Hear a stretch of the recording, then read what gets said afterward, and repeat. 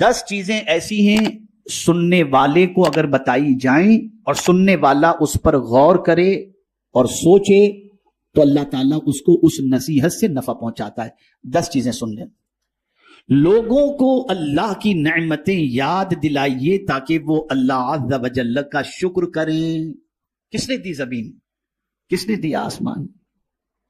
کس نے دولت دی؟ کس نے آنکھ دی؟ یہ ساری نعمتیں اللہ کی دی ہوئی ہیں.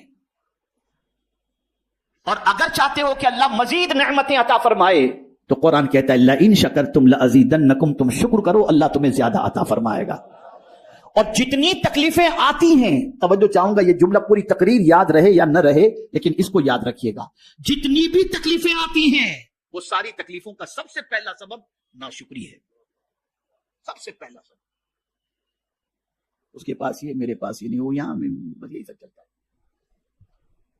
اور اس کو میں قرآن سے سمجھا دوں. اللہ فرماتے ہیں ما یفعل اللہ بعذابکم ان شکرتم، اللہ تم کو عذاب دے کر کیا کرے گا اگر تم شکر کرو. نادانو، تم شکر نہیں کرتے اس لیے تم تکلیف میں گرفتار ہو.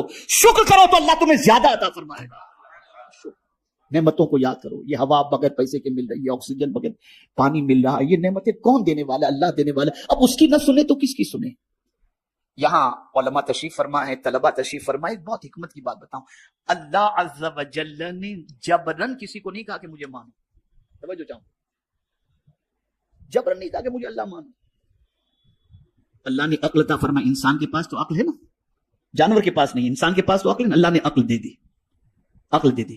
کافروں کو بھی اللہ نے نہیں فرمایا کہ جبرن مجھے خدا مانو. اس نے جبرن نہیں فرمایا، اس کو روزی دے رہا ہے، پانی دے رہا ہے. سورج نکلتا ہے تو تھوڑی مسلمانوں پر نکلتا ہے، سب پر نکلتا ہے کہ نہیں نکلتا؟ بارش برستی تو سب فائدہ اٹھاتے ہیں، آکسیجن سے سب فائدہ اٹھاتے ہیں، مسلم اور نان مسلم، اللہ کو ماننے والے اور نہ ماننے والے. اے اللہ، جب تو اتنا سب کچھ دے رہا ہے تو اپنے آپ کو منواتا کیوں نہیں ہے جبرن؟ تو اللہ فرماتے ہیں میں نے عقل دی اور یہ ساری چیزیں عطا کی تاکہ عقل سے بندہ سوچے تو صحیح، میں اس کو نہیں مانتا پھر بھی مجھے روزی دے رہا ہے، پھر بھی مجھے آکسیجن دے رہا ہے، پھر بھی مجھے پانی دے رہا ہے. کون ہے یہ سب دینے والا؟ کون ہے؟ اب جب وہ عقل کا استعمال کرے گا تو پھر اس کا وجدان کہے گا کوئی تو ہے جو مجھے دے رہا ہے، وہی دینے والی ذات کا نام اللہ ہے. اللہ ہے. تو جبرن اللہ نے نہیں منوایا، نعمتیں دی. دیکھو ان نعمتوں کو، کون ہے یہ نعمتیں دینے والا؟ کون ہے ہوائیں چلانے والا؟ کون ہے سورج کو پیدا کرنے والا؟ تلاش کرو. جب تم دیکھو گے تو تمہیں وہی ذات نظر آئے گی جسے ہم اللہ عز و جل کہتے ہیں. تو اللہ کی نعمتوں کا شکر ادا کرو. دکھ اور تکالیف کا ثواب بتائیں تاکہ صبر کریں. اب بخاری شریف کی ایک حدیث سنا دو تاکہ آپ سمجھیں. میرا ایک ٹاپک ہے انشاءاللہ، میں اس پر مطالعہ کر رہا ہوں. ہر دکھ میں ایک نعمت، میرا موضوع ہے انشاءاللہ، پھر کبھی میں عرض کروں گا قرآن و حدیث کی روشنی میں. ہر دکھ کے پیچھے ایک نعمت چھپی ہوئی ہے، کوئی دکھ ایسا نہیں. تو اب یہاں فرمایا گیا کہ لوگوں کو نصیحت کرو. کس طریقے سے؟ اپنے بچوں کو، گھر والوں کو، دوستوں کو، سامعین کو یہ نصیحت کرو، اللہ کی نعمتیں یاد دلاؤ. کتنی نعمتیں اللہ نے دی، زمین، آسمان، چاند، سورج، تاکہ ان کے اندر شکر کا پیدا ہو اور اس کا رابطہ اپنے رب قدیر سے مضبوط ہو جائے. دوسری چیز، دکھ اور تکالیف کا ثواب بتائیں تاکہ صبر کریں. آپ کو بتاؤں، یہ ہماری سوچ ہے کہ تکلیف اس کو آتی ہے جس سے اللہ ناراض ہوتا ہے. اور میں بخاری شریف کی حدیث پیش کر دوں. یہ حدیث تو آج تک آپ نے سنی ہوگی کہ من یرید اللہ خیرا یفقہہ فی الدین، اللہ جس بندے سے بھلائی کا ارادہ فرماتا ہے اسے دین کی سوجھ بوجھ عطا کر دیتا ہے. لیکن آج بخاری شریف کی ایک حدیث اور سنا دو. اللہ جس بندے سے بھلائی کا ارادہ کرتا ہے اس کو مصیبت میں گرفتار کر دیتا ہے. من یرید اللہ بہ خیرا یصب منہ اور یصب منہ یصب منہ. اللہ جس بندے کا، کما قال، اللہ جس بندے سے بھلائی کا ارادہ فرماتا ہے اس کو مصیبتوں میں گرفتار کر دیتا ہے. اس لیے کہ مصیبت پر صبر کرنے کا جو اجر ہے وہ کسی عمل کا اجر ہے ہی نہیں. اور صبر کرنے والے کو انسان سلام کرے یا نہ کرے، فرشتے قیامت کے دن سلام کریں گے اور کہیں گے سلام علیکم بما صبرتم فنعم عقبی الدار. تو دکھ میں انسان مایوس ہو جاتا ہے، اسے بتاؤ کہ دکھ اور تکلیف میں صبر کرنے پر اللہ نے کتنا اجر رکھا ہے. تیسری چیز، گناہوں کی سزا اور عذاب سنائیں تاکہ گناہوں سے باز آ جائیں اور ان سے توبہ کریں. وہ لوگ جو گناہوں میں ڈوبے ہوئے ہیں ان کو بتاؤ کہ گناہوں کا عذاب کیا ہے اور گناہوں کی وجہ سے اللہ عز و جل کیا سزا عطا فرمانے والا ہے تاکہ بندہ اس سے بچنے کی کوشش کرے. اسی طریقے سے ہمارا سب سے بڑا دشمن کون ہے؟ تو قرآن کہتا ہے ان الشیطان للانسان عدو مبین کہ بے شک شیطان انسان کا کھلا ہوا دشمن ہے.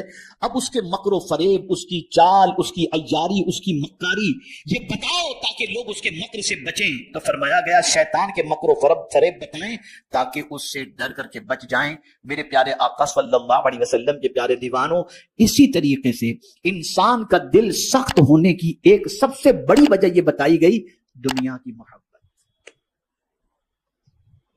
یہ جس دل میں پیدا ہو جائے وہ بہت سخت دل ہو جاتا ہے، اتنا سخت دل ہو جاتا ہے کہ پھر کسی کے قتل پر بھی آمادہ ہو جائے گا، کسی کا مال کھانے پر بھی آمادہ ہو جائے گا، اور بڑھتے بڑھتے یتیم کا بھی کھا جائے گا، مسکین کا بھی کھا جائے گا، بیوہ کا بھی کھا جائے گا، سب کا کھا جائے گا.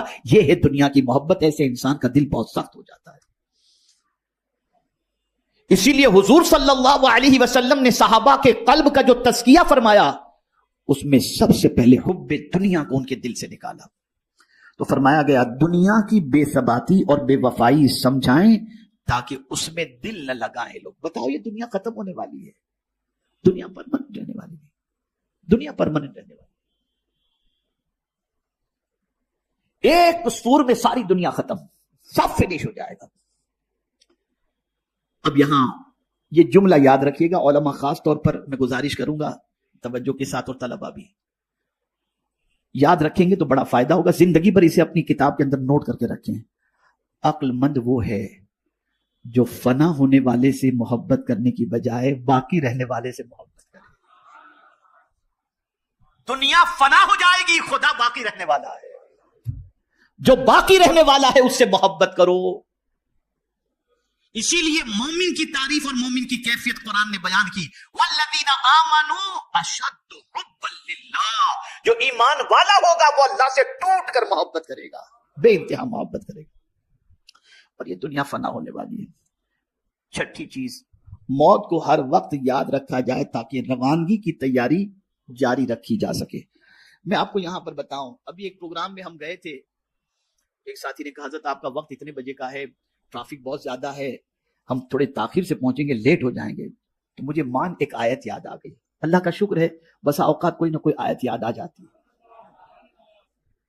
تو میں نے ان سے کہا، میں نے کہا بھائی میں تو دنیا کے بارے میں تھوڑا سا سوچا تو ٹائم پر تو مجھے کوئی چیز نظر نہیں آئی، چاہے وہ فلائٹ ہو، چاہے ٹرین ہو، چاہے آدمی ہو، تھوڑا بہت تو پلس مائنس ہو جاتا ہے.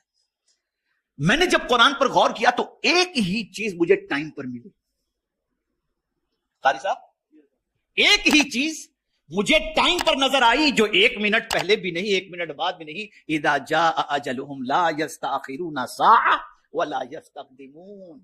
جب موت آتی ہے تو نہ 1 منٹ پہلے نہ 1 منٹ بعد میں، جب اس کا وقت مقرر ہے تب وہ آ جاتی ہے. تو ٹائم پر ایک ہی چیز ہے، باقی کوئی چیز ٹائم پر نہیں.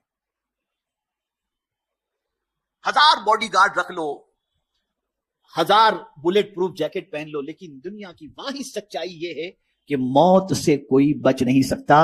اور یہ جملہ بھی بڑا میرا مقبول ہوا تھا کہ ہم نے بہت کچھ جمع کر کے رکھا، لیکن قدرت کا قانون یہ ہے یا دے کے مرو یا چھوڑ کے مرو، لے جانے کچھ بھی نہیں ملے گا. بہت کچھ جمع کر کے رکھا ہے نا، یا دے دو مرنے سے پہلے یا چھوڑ دو. ہاتھ میں انگوٹھی بھی پہنے ہو تو لوگ کاٹ کے نکال لیں گے، لے کے نہیں جا سکتے کچھ بھی. یہاں سے پتا چلا ہمارا کچھ ہے ہی نہیں.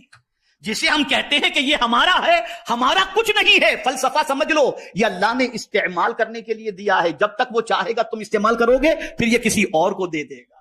اسی لیے اس کا قانون ہے دے کے مرو یا چھوڑ کے مرو، لے جانے کچھ بھی نہیں ملے گا، کچھ بھی لے جانے نہیں ملے گا. اور موت کا وقت کسی کو نہیں معلوم. تو دل کی سختی کو دور کرنے اور نصیحت کو حاصل کرنے کے سلسلے میں موت کا تذکرہ لوگوں کو بتایا جائے اور موت کو ہر وقت یاد رکھنے کی تاکید کی جائے. اسی طریقے سے 7ویں چیز، قیامت کو زیادہ سے زیادہ یاد دلایا جائے تاکہ اس کے لیے زیادہ راہ جمع کیا جا سکے. لوگوں کو بتایا جائے قیامت ایک دن ہے، آخرت کا دن ہے، وہاں کیا چیز کام آئے گی اس کو بتاؤ، وہاں کی سچویشن کیا ہوگی اس کو بتاؤ، وہاں کون کس کے کام آئے گا بتاؤ. میری ایک کتاب خریدیے گا مکتب سے، محشر میں حضور کہاں ملیں گے. کوئی نہیں ملے گا، کسی کا پتہ نہیں، لیکن حضور کا پتہ معلوم ہے. حضور نے خود بتا دیا میں کہاں ملوں گا، اور کہاں ملیں گے؟ جہاں سخت حاجت ہے وہاں مصطفیٰ پیارے تشریف فرما گے۔ پل صراط پر ملیں گے، میزان پر ملیں گے، حوض کوثر پر ملیں گے۔ یا رسول اللہ آپ کی عظمتوں پر قربان کہ جن کوئی بھی مصیبت ایسی نہیں جس کے حل کے لیے آپ پہلے سے موجود نہ ہوں۔ یہ مصطفیٰ جان رحمت صلی اللہ علیہ وسلم۔ اور سب سے بڑی شان جو ہے نا حضور کی، اگر کچھ بیان نہ بھی کی جائے، صرف ایک شان بیان کی جائے، وہ شان محبوبیت۔ ہماری صاحب توجہ چاہوں گا، اعلیٰ حضرت نے اس کو بہت فوکس کیا، ہر شان اپنی جگہ پر، لیکن اللہ کی بارگاہ میں جو محبوبیت کا مقام ہے وہ اس سے بڑھ کر، تو اعلیٰ حضرت کیا اٹھے یار، محبوب میرے آقا اللہ کے کتنے محبوب ہیں تم جانتے ہو؟ میں تو مالک ہی کہوں گا، اتنے محبوب، میں تو مالک ہی کہوں گا کہ وہ مالک کے حبیب، یعنی محبوب و محب میں نہیں میرا تیرا۔ اگر مولا نے سورج غروب کر دیا، محبوب نے اشارہ کیا، سورج پلٹ کر آ گیا، تو محبوب سے نہیں فرمایا میں نے ڈبا دیا تو نے نکالا کیوں؟ اس لیے کہ محبوب محبوب ہے، میں تو مالک ہی کہوں گا کہ وہ مالک ہے، یعنی محبوب و محب میں نہیں میرا تیرا۔ تو قیامت میں حضور کام آئیں گے صلی اللہ علیہ وسلم۔ تو اس موقع کی کیفیت کو بتاؤ، وہاں کے حالات کہ کوئی کسی کے کام نہیں آئے گا۔ اور خاص طور پر میں دو چیزوں کا ذکر کر دوں، یوم لا ينفع مال ولا بنون، قیامت کے دن نہ مال نفع پہنچائے گا، نہ بیٹے نہ اولاد نفع پہنچائے گی، الا من اتى الله بقلب سلیم۔ دیکھیے بات قلب کی آ گئی، جو اپنا سلامتی والا دل لے کر کے آئے گا، یہ دل قیامت میں اس کو نفع پہنچائے گا۔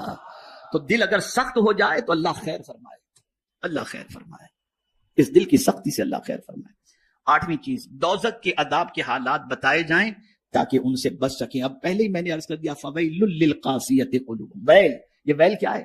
خرابی کے معنی بھی، اور ایک اعتبار سے ویل جہنم کی اس وادی کا نام ہے جس سے جہنم بھی دن میں 70 مرتبہ پناہ مانگتا ہے۔ تو جس کا دل سخت ہو جائے، جس کے دل پر اللہ اور اس کے رسول کی باتوں کا اثر نہ ہو، اسے ڈرنا چاہیے اپنے ٹھکانے کے بارے میں۔ 9ویں چیز، بہشت کی نعمتیں سنائی جائیں تاکہ انہیں رغبت ہو۔ جنت کی بہاروں کے بارے میں بتایا جائے، کیا کیا جنت، شرابن طہورا۔ سب سے بڑی چیز تو یہ کہ یہاں تو یار کہیں بیٹھو تو کوئی اچھی بات، کوئی اس نے آپ کے بارے میں یہ کہا، فلاں نے یہ کہا، tension tension tension tension tension. جنت ایسی جگہ ہے وہاں کوئی ٹینشن نام کی چیز ہے ہی نہیں، کوئی ٹینشن کی بات نہیں۔ آدمی چاہتا ہے کہ دنیا میں میری تمنا پوری ہو، توجہ چاہوں گا اس جملے پر، آدمی چاہتا ہے دنیا میں میری تمنا پوری ہو، اللہ فرماتے تو دنیا میں جو چاہتا ہوں وہ تو کر، جنت میں تو جو چاہے گا میں وہ کروں گا۔ تو ہماری تمنا پوری ہونے کی جگہ دنیا نہیں جنت ہے۔ وَلَكُمْ فِيهَا مَا تَشْتَهِي أَنفُسُكُمْ وَلَكُمْ فِيهَا مَا تَدَّعُونَ، جو چاہو گے اللہ تمہیں عطا، اور کوئی محنت بھی نہیں کرنی، کمانے بھی نہیں جانا، خیال ہوا کہ یار یہ مل جائے تو فوراً سامنے آ جائے، یہ قیامت۔ آخری بات، ہر بات کو خوف و رجا کے درمیان رکھا جائے، یعنی کبھی اللہ تعالیٰ کی عظمت و ہیبت کا تصور دلایا جائے تاکہ اس کا خوف دل میں پیدا ہو، کبھی اللہ کی رحمت اور مہربانی بتائی جائے تاکہ اس سے امید ہو۔ جو پند و نصیحت 10 امور پر مشتمل ہو تو اہل ایمان کو اس سے بہت بڑا فائدہ ہوگا۔